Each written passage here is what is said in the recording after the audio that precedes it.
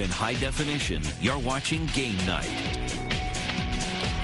And good evening, welcome. It is now week one of the high school football season. Last Saturday night, Lake Travis extended their win streak to 47 in a row over Westlake at a nearly jam-packed Royal Texas Memorial Stadium. Maybe not jam-packed for the Horns, but for a high school game, it was unbelievable. Tonight, Cavaliers back away from home, this time at Hendrickson's Hawk Stadium, taking on Hendrickson, and that is Michael Brewer, quarterback for Lake Travis. Up top to Alex Matthews.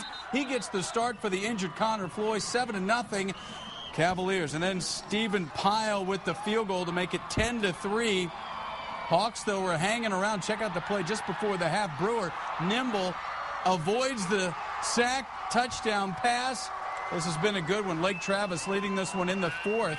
34-24 is your score. Now, very interesting non-district schedule for Stony Point. For more on that, we go out live to Reeves Athletic Complex and our own Brian Sanders. Brian, kind of a sandwich game, if you will, for the Tigers. Yeah, Stony Point really extending their reach in a very unusual non-district schedule this year. They have the two teams from Mexico, and then they end up at DeSoto. Tonight, they're hosting a team out of the San Antonio area, Converse Wagner, here at Reeves Athletic Complex. Let's take you to the stadium earlier. It's a little dark now, but this was pregame, and this is how the Tigers tailgate. They paint each other up. They get the blood flowing, they get the instruments tuned so the student section can be loud and proud, and they have a lot to cheer about. The Stony Point team is playing very determined right now, a win away from the state finals the last 2 years, and looking to get back there. You see the final product there in the front row, banging the drums. Sam Kelly had the first touchdown, and then Aaron Sharp airing it out to Cody Jones as the Tigers start to open it up quickly on the Thunderbirds. And, of course, you have to have some things fall in your favor. The busted play from Sharp winds up in the hands of Kelly again. He emerges from the crowd and dances his way down for another score.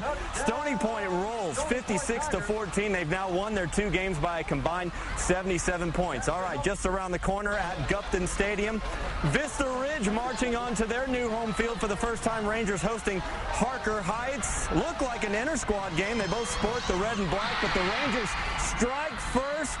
Kyle Sullivan to Jalen Harris, who tiptoes along the end line for the score, but 3 plays later, Harker Heights would answer. C.J. Rodriguez to Marvin Jackson, and Jackson zigzags his way into the end zone to tie it up. That's when the Rangers turn on the defense. Rodriguez's pass tipped, intercepted by Dylan Lyon, and then again, Cooper Foster right in your face. Nice return on this one, and Chris Scholes would finish off the ensuing drive with another touchdown.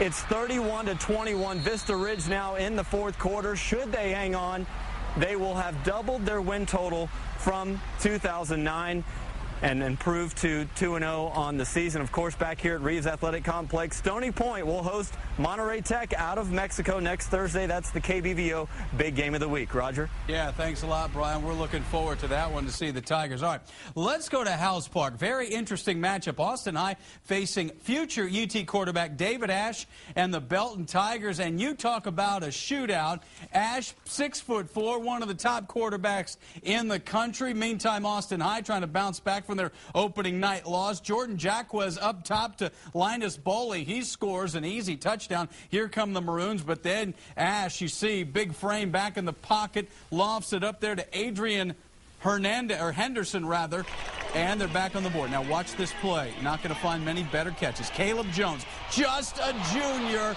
snares it for Austin High. Doesn't lead to points, but sure was fun to watch. This was wild.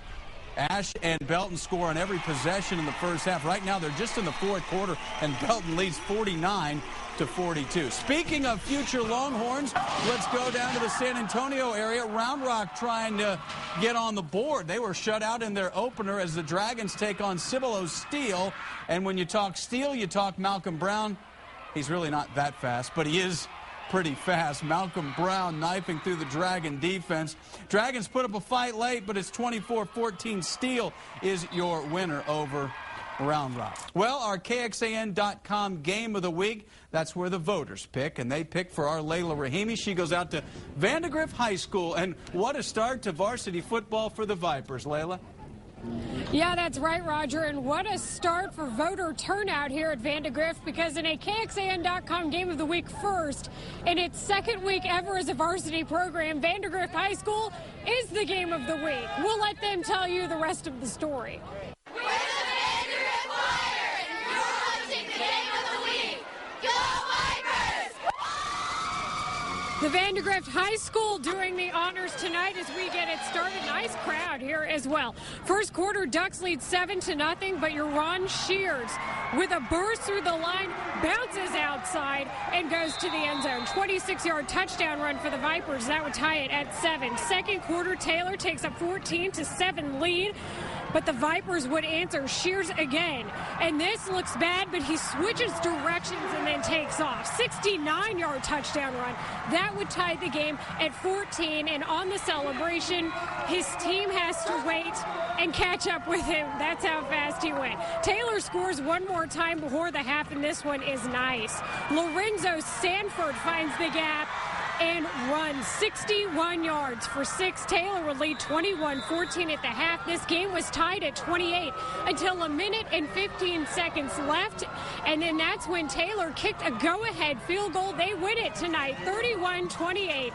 So the Vandegrift Vipers, after getting their first win last week, suffer their first loss at home as well. They are now 1-1. Good news, though, for Taylor. They get their first win of the season. They are 1-1 as well, Roger. All right, thanks a lot, Layla. Of course, log on, KXAN.com. Early next week, we'll have another couple of choices for our Game of the Week. Always a good rivalry game in the Hill Country. Dripping Springs making the trip down Highway 12 to take on Wimberley. Texans won a wild one at Cuero last week, and tonight taking on the Tigers. And when you talk Wimberley, you talk Dennis Smith, one of the top backs in the region. And check out this run. Turns on the Jets, and Wimberley a winner 33-14 over their rivals from Dripping Springs. Hutto trying, hey, there's Jim Spencer. Hutto trying to get to 2-0 on the season up in Waco against University High, and that is Xavier Wynn with the touchdown. And then Ryan Higgins airing it out, and Keaton Knapp with a nice catch inside the 5-yard line. That leads to another Wynn touchdown. And Hutto, impressive. They're leading in the fourth quarter, 51-15. That is a final.